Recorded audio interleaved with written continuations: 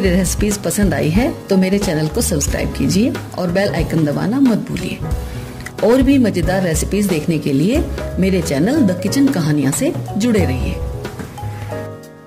दही टोस्ट बनाने के लिए हम दही का पानी अलग कर देंगे और कुछ काली मिर्च को थोड़ा दरदरा कूटकर तैयार करेंगे।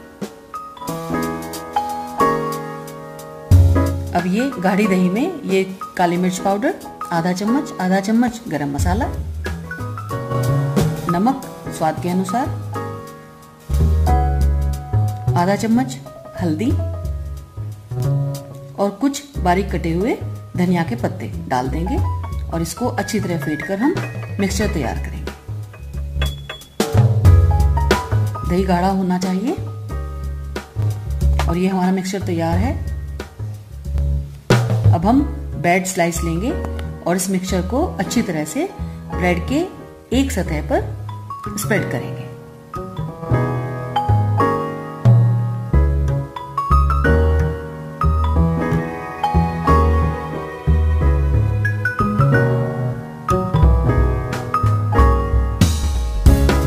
अब एक नॉन स्टिक पैन में हम थोड़ा बटर डालेंगे और इसमें राई के दाने डाल देंगे।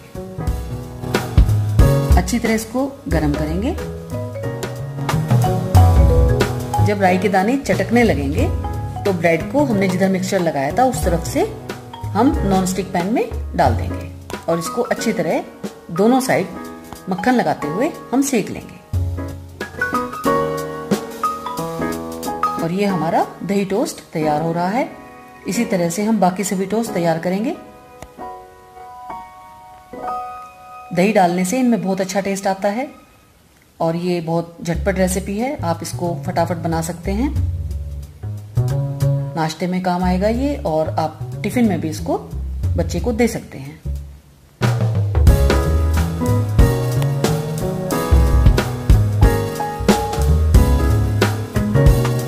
टोस्ट अच्छी तरह से दोनों तरफ से सिक जाएंगे और ये हमारे दही टोस्ट तैयार है। खाइए और मजे लीजिए।